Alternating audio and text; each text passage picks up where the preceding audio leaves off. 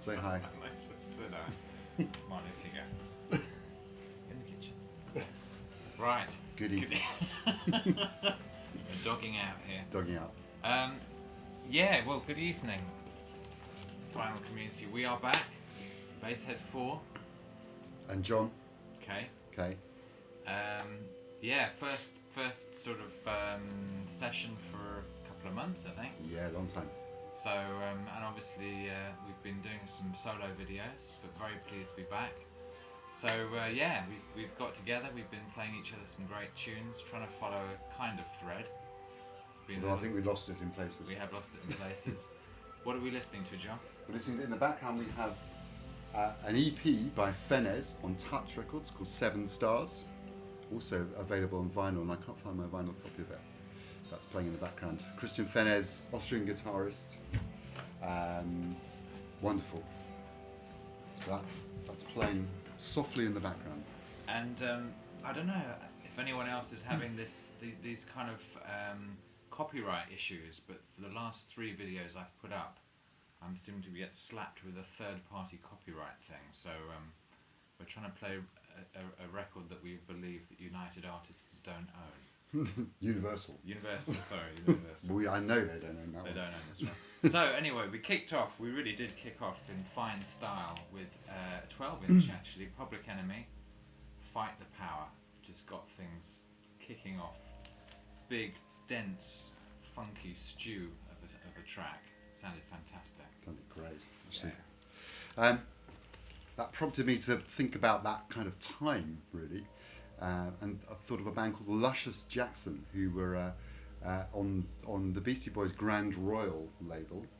They were an all-girl band, kind of mixing hip-hop beats with a kind of punky kind of aesthetic. They did 2 records on Grand Royal. The second one was produced by Daniel Lamoire, and I think I had to get the record out for Maggie, really. Wow. Look at that, in terms of blue vinyl and a very, very, very kind of orange and blue label on there as well. Very nice. Yeah, nice band actually. Somebody told me they've just reformed actually. They've come back and but it's kind of I mean, if you like kind of ESG sounding stuff, if you like kind of almost like the Raincoats, they're kind of cross between ESG and the Raincoats. It's anyway, Luscious Jackson. Well, that prompted me to think of breakbeats actually, and I know I showed this album in a drum and bass combination, but I don't know how many people saw it. So here it is again. We were listening to the track Simple Song, which I believe is a Sly and the Family Stone track, but an amazing instrumental version by the Meters with the incredible snare drum sound of Ziggy Model East. Sounded absolutely Sounded awesome. really good. This is the original press. Yeah. And did sound particularly strong. Yeah. Yeah, I've got a reissue of that, and it didn't sound anywhere near as good as the original. So I was thinking of breaks and thinking of people who've contributed amazing kind of breaks to the music. Thought of David Axelrod and went for Songs of Experience with Carol Kay and Earl Palmer, of course, on the bass and drums. Played the last track, which is called A Divine Image of that. So David Axelrod. This is a reissue of the album, but it's actually, I think it was one of the Rhino ones, so it sounds pretty good, actually. Very, very late 60s, early 70s cover on there as well. David Axelrod. Yeah, well, that prompted me for some reason. It sounded very kind of film soundtrack, so it got me thinking of great composers for film. And we had to listen to, well, look at the cover for that, Persuaders. It's John Barry and Persuaders theme tune. There's a great programme on BBC4 here in the UK at the moment, all about music and film. And they recently profiled John Barry and the theme from the Ipcrest file, which is also sensational. But I have to say, this sounded very, very fresh and very interesting. And I remember as a boy being absolutely glued to the Persuaders. It had everything that I was looking for: glamorous women, espionage, coolness, and fast cars. Perfect for an 11-year-old. Definitely. So staying on the film soundtrack kind of tip, I went for this great compilation actually of Ennio Morricone early scores for mostly for kind of exploitation kind of movies, horror films and so forth. And this is on Mike Patton's label, which is called I never know how to pronounce it actually. Ippos, I think it's Ippoket or something like that anyway, but on Mike Patton's label, and we played a track off that. Really good compilation, double CD, nicely produced, good notes, good images and so forth as well. Ennio Morricone, early soundtracks. So another composer that had been featured on this BBC4 series was Giorgio Moroder, and so I had to play John a track which he hadn't heard before off the new Daft Punk album, which I have to. I mean, Roger showed this a while back, and I have to say, I think after I saw him show it, I got it. And it is an amazing album. I mean, it sounds fantastic. It's got an incredible range of musicians, amazing kind of lush strings and choirs. Possibly not the most original album, but an amazing sounding record. And the Giorgio track I thought was pretty cool, actually. Good. Sounded really good. Some great bass from Nathan East on that. Thinking of the Daft Punk and thinking of the Nile Rodgers connection, of course, dug out this record by Norma Jean. And Norma Jean Wright was one of the singers in Chic who went off and did her own kind of solo record and played the track called Saturday, which has all of Chic on it and has a great vibe solo on there from Dave Samuels as well. Kind of interesting record actually, but although it got the Chic sound, there's quite a lot of kind of different kind of touches that she obviously brought to the band. So that's Norma Jean Wright. That probably won't cost you anything at all to find this, but it's certainly worth it for the track Saturday. Yeah. Well, hearing that vibe solo got me thinking of one of the great vibe players. Of course, is Roy Ayers, and we listened to the track Africa Centre of the World. This actually is a copy of the album signed by Roy, which is rather exciting. This was around the time that Roy Ayers also did his Fela Kuti kind of collaboration album, and I think this was inspired by Fela, but Fela doesn't actually appear on it. But there's a real Afrobeat sound mixed with a kind of jazz funk sound. Sounded good. So while on Fela, we actually went for some Fela, and this there's a lot of people been showing and obviously playing bits of Fela on the VC, but this came out. This is actually a kind of single which came out on Record Store Day, and it's got a track on it called Perambulator, which I don't think, apart from the original Nigerian vinyl, it's not been on any of the collections of Fela that have come out since. And it features a great Lester Bowie on there from the Art Ensemble of Chicago. There's a nice little solo. So it's Sorrow, Tears and Blood, and it's a limited edition put out by Knitting Factory Records in the States. But it's the track Perambulator is the one, which is outstanding. Really good. Sounded brilliant. I showed this in the Brazilian Give Me 10. Again, I don't know how many people saw it, so I'm showing it again. This is Alfredo Bello and the album Pancada Moto Manifesto da Festa. And the reason I was listening to this track after the Fela was there is a similar kind of sounding horn section going on. And yeah, sort of a big kind of Brazilian fusion stew with a kind of dubby mix from the Mad Professor, and yeah, sort of found sounds, field recordings, snatches of vocals kind of interspersed with sort of dubby bass and lots of percussion. Really nice album, and I met Alfredo and was playing with him a few weeks ago.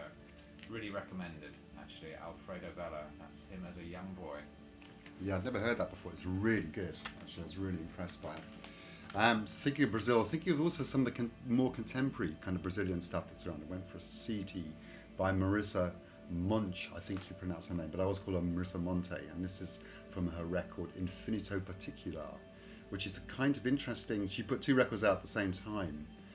One which was more traditional kind of samba orientated, and this one's got some really interesting kind of experimental electronic touches on it. Not the most distinctive cover. Very good record, actually. Beautiful production in here as well. Yeah, beautiful production with some quite sort of psychedelic touches, I thought, Mm. kind of interesting glitchy sounds, which made me think of this album, which is the Black Moth Super Rainbow. The album is Dandelion Gum.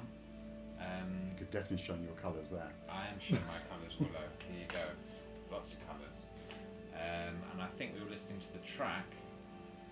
Blimey, what was that? Very hard to work out. I think it was Sun Lips. Very nice, great album. This great sound. I love this kind of sound. Very kind of lo-fi, psychedelic, but kind of good beats. Just very interesting sounding. Very fresh. Not quite sure what got me from that to Lenny Kravitz, but something good actually. I just kind of think he's a bit underrated, Lenny Kravitz. We all take him for granted, and because he's obviously a pop star and everything else, but he's made some great records actually. And this is from Mama Said, which I think was his second album. Was it his second album? I think it might have been second or third, maybe. Yeah. And played the track, the classic track, which It Ain't Over Till It's Over. Anyway, Lenny Kravitz, I always think he's a bit underrated actually. Maybe a bit slick and kind of everything else, but interesting nonetheless. Writes some great songs. Wrote some great songs. Yeah, I'm not quite sure how we made it over to Michael Henderson here, but we did, and this is his 1979 album called Do It All. I just picked this album up last week for about £1 in Brighton, and there's a track, the final track on the album is called Riding. Now many of you probably know he was Miles's bass player in the early 70s. The end of this track, I don't know what pedals he steps on, but there's the most phenomenal bass sound and solo that kicks off the end of the album, and it's absolutely earth-shaking. Fantastic. Yeah, So, certainly. yeah, the track's called Riding. Definitely check that one out. His albums are great actually. I mean, all of them have got one or two. I don't have that record. I'm going to move heaven and earth to get it. I think incredible kind of sound off it. Then went from Michael Henderson to a band put together by Henry Kaiser and Wadada Leo Smith called Yo Miles, who made 3 records I think so far. I think this is on Cuneiform Records. Kind of covering Miles stuff, but also doing some of their own compositions in that kind of style. Very much in the early 70s to mid 70s Electric Miles. Great musicians on here, people like John Chikai's on here, Greg Osby's on here, and a rhythm section of Michael Manring and Steve Smith, which is not the most likely kind of, but they sound great actually, and it really does, and it sounds like Miles, but doesn't kind of imitate him in a way. No. So this is the band Yo Miles, and this is called Upriver, and that's Wadada Leo Smith and Henry Kaiser, the guitarist. So I guess just thinking about innovators really from that led me to play this record, which is Roland Kirk and the Roland Kirk Quintet and Rip, Rig and Panic. And we listened to the track Rip, Rig and Panic, which features Elvin Jones. And I don't know, for those of you who don't know, there was a band that was around the early 80s, I think. Yeah. Sort of, I don't know, new wavy jazz, funky, free jazz. Quite an interesting band with Nana Cherry, which Yeah. is Rip, Rig and Nana Panic. Cherry. Yeah. But yeah, I mean, for those of you who don't know this album, it's an absolute classic, and just reminds you what an amazing sax player Rahsaan Roland Kirk was. Yeah, absolutely. There are a lot of bands like, there was also Pig Bag around the same Yeah, time. There's pop some group. Pop Group and Maximum Joy were another one. I think some of them were on Rough Trade Records and so forth. Kind of interesting stuff. And the So, Impossible Dreamers. Impossible Dreamers, of course, in that kind of featuring this guy Mark, Basshead 4. Thinking of Elvin Jones, played some Coltrane really, played Sunship, which is I think an incredibly intense record. I mean, the kind of Elvin's playing on here. I think it was one of the last things he played with Coltrane before he left the band. But the intensity on this record is just unbelievable. I mean, people were saying around that time this band were kind of exploding really, with some of the inattentions within the group, but also just with musicality and kind of passion. Really a remarkable record, Sunship. There's a great kind of YouTube clip that's up, which shows this band at this time playing at a festival, and steam is just rising off off Elvin Jones, and you can almost hear the steam coming off him on this record. It's fantastic, very intense, very highly recommended. So we went from there, kind of not that unnaturally, to Eric Dolphy, and this is an album that has just been given to me. I've just been given about 20 great jazz albums by a keyboard player I'm working with at the moment, mainly just because he doesn't have a record player anymore, so it's been excellent timing as I've just been on the vinyl challenge for September. So without having to spend any money on records, I seem to have ended up with more than I'd normally get in a month anyway. So we listened to the track, just a solo track of just Eric Dolphy called Love Me, which sounded very sweet, very soulful, very passionate. Great record, that. So thinking of Eric, I bought an Andrew Hill record with me called Point of Departure, which features Andrew Hill with Eric Dolphy, Richard Davis on bass, incredible drumming from what was a very, very young Tony Williams at the time. Joe Henderson's on here and Kenny Dorham and so forth. Now, I'm a huge fan of Andrew Hill. I think he's just an extraordinary composer, extraordinary musician. And his stuff is kind of somehow really, really kind of, what's the right word for it? Really kind of resonant somehow or other. And there are tunes in there, amazing kind of changes of time signatures. Wonderful composer. He made a lot of records for Blue Note. Alfred Lyon, who ran Blue Note, really liked his playing, and I don't think any of them sold very well. This is probably his most famous record, but also got a wonderful kind of Blue Note cover, I think. Big fan of Andrew Hill. Can really recommend almost everything he did, really. Lovely stuff. Amazing time signatures on that. Yeah, Really yeah. Which Tony Williams just plays through as if it's easy, basically. Basically, we had a tea break after that track. Yeah. So we came back in a completely different style, and I played a track off this compilation album, which is called Magic Surprise. Psych Magic presents Magic Surprise. This seems to be reminds me a bit of those Cafe Del Mar compilations from quite a few years ago. So the kind of tunes you might hear at sort of 5 in the morning in Ibiza, possibly.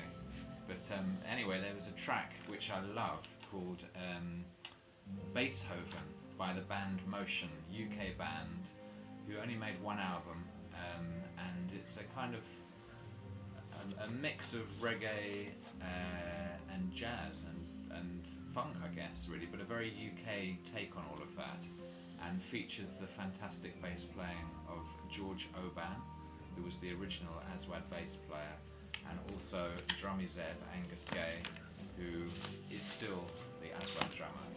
Great track, and yeah, the whole album is really interesting. Lots of stuff I've never heard of, but a great compilation.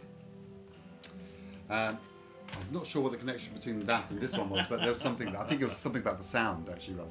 But Mark, when he did one of his solo videos, shows Gil Evans' record with the British orchestra. This is Gil Evans playing with a Japanese orchestra, along with Masabumi Kikuchi, who's somebody whose work I really like, actually. He's kind of he's now playing mostly acoustic piano. This was a track called Drizzling Rain, which I'd heard on a couple of compilations, and kind of features some lovely electronic. And also, this whole album's great, actually. I mean, the Japanese orchestra he's playing with sound fantastic. This is on Philips label, and it came out in 1972, I think, originally. Very highly recommended, actually, and got good versions of tracks like Priestess in here as well by Gil.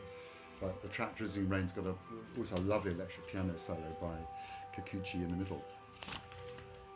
Maybe it was that electric piano sound that led me to play the next track, John Martin, Grace and Danger. And this is an album which I was very pleasantly surprised when I listened to it again that it didn't sound horribly 80s, which is what I was worrying it might sound. Granted, there is some fretless bass playing, which was kind of everywhere at that time.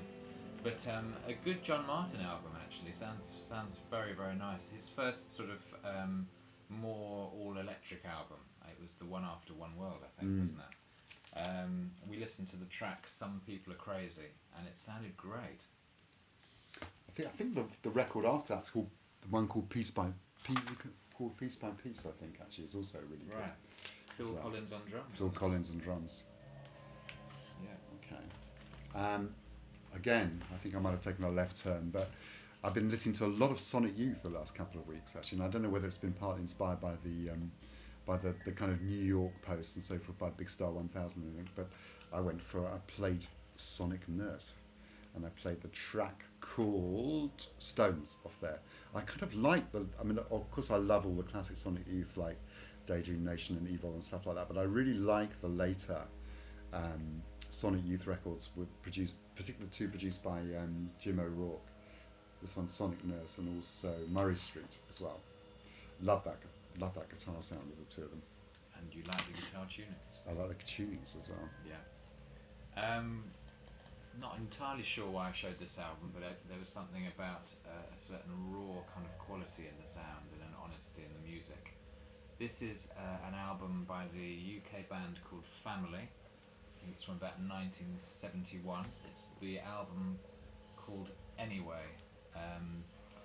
Family have actually just reformed very recently. They've been doing a few gigs. They feature the very distinctive vocals of Roger Chapman. They also used to have John Wetton on the bass, and I think Polly Palmer on vibes, and Bobby Tench on guitar, Charlie Whitney. I think Rick Gretsch played as well. I think he did. I can't remember. Maybe I'm wrong. But yeah, they just have their own sound. I mean, it's kind of actually sounded strangely quite contemporary just listening to it, but kind of very raw. And you know, if you haven't heard Roger Chapman's vocals, you need to hear them. He doesn't sound like anybody else. Yeah. Really, very strong stuff. Hard to categorise, but a very original sound. Also, they're a great live band actually. I remember seeing them quite a lot when I was probably a teenager and so forth, and they were really very powerful live. Almost a complete opposite of Family in a sense. Went for Todd Rundgren, and this is a very strange Todd Rundgren record.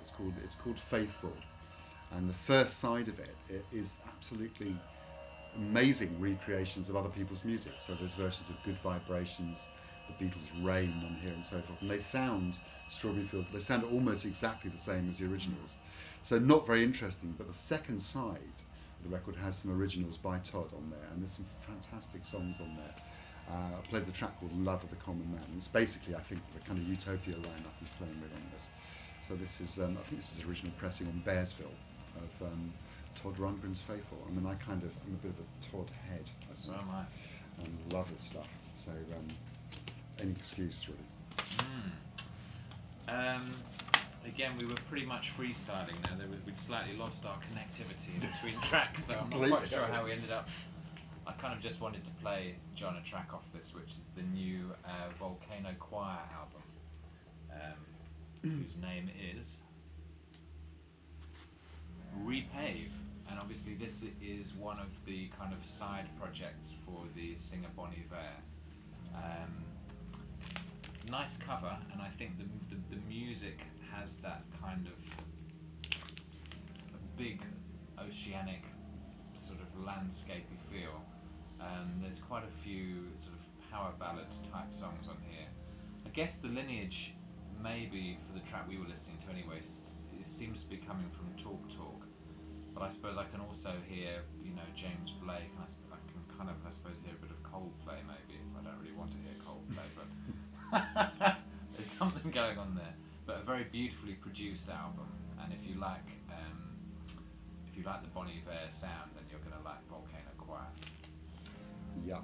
Again, not much of a connection between that and somebody who's actually one of my favourite artists, the Chocolate Genius, also called Chocolate Genius Inc. I mean, really, this is from a track off his record called Black Yankee Rock, and that's actually quite a good description of his sound, really. I mean, he's somewhere in between folk music and kind of new soul kind of style funk.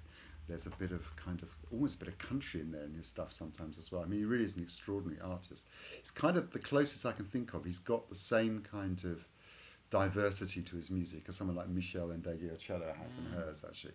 And in fact, they've worked together, which is not a surprise, really. And we had 4 records out, all have amazing artwork as well. I mean, absolutely gorgeous kind of photographs and so forth.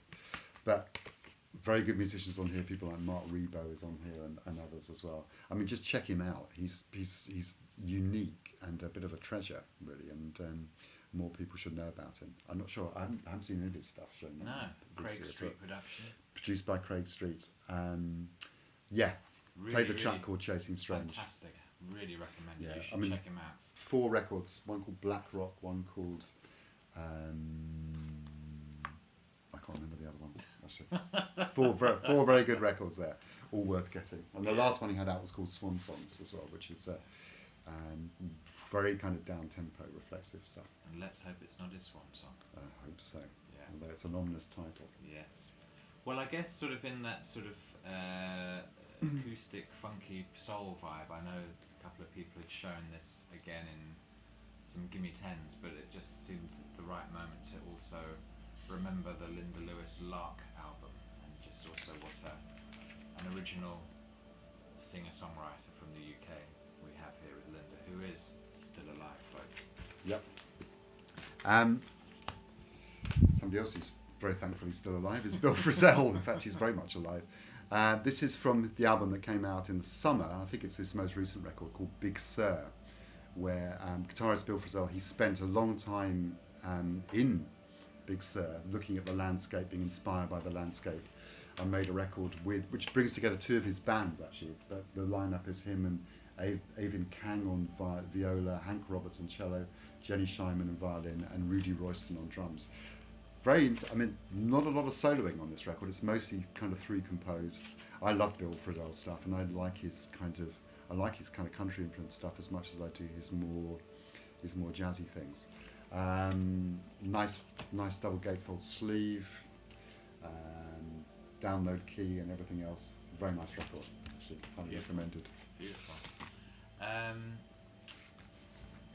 We might have lost our flow somewhere here, but anyway, at some stage we definitely listened to the Gene Clark album, which is called No Other, which was his first solo album, I think, after leaving the Byrds, and was apparently a massive. It cost about $100,000 to make, and actually completely flopped. I don't think many people bought it.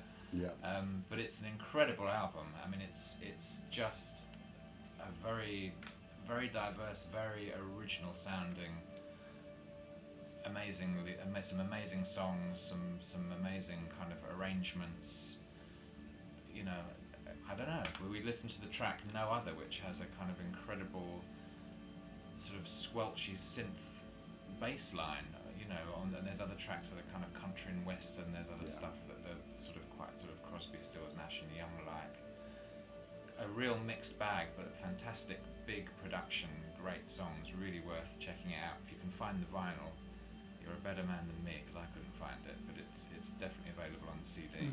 Yeah, I was obsessed by that record for a very long time. And I got quite obsessed by Gene Clark actually, because I got interested in that, and he had a great record called, which is sometimes called White Light, which is a solo record which came out after that, so which is really good. And there's a nice book about him called Mr. Tambourine Man, which is by a guy called John Einerson, I think, who's also done various books about kind of country rock and stuff as well. Good.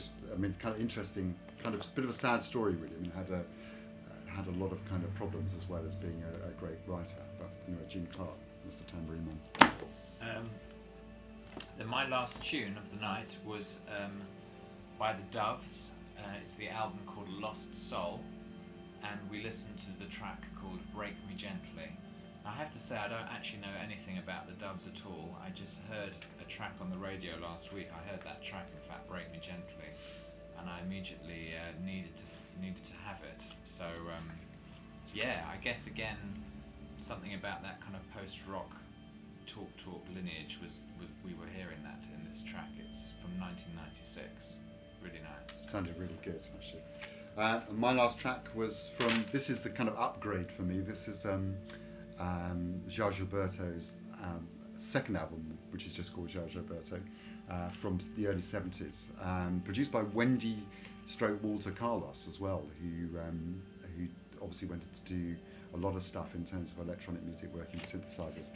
For me, this is just one of the best ever Brazilian bossa records, actually.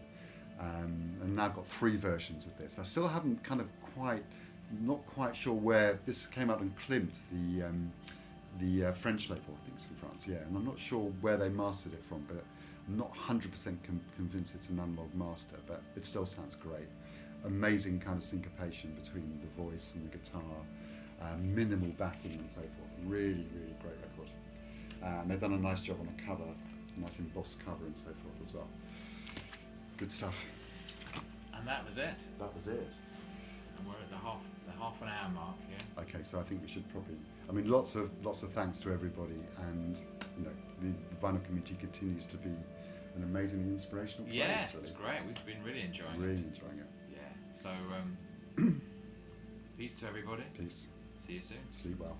Leave us some comments.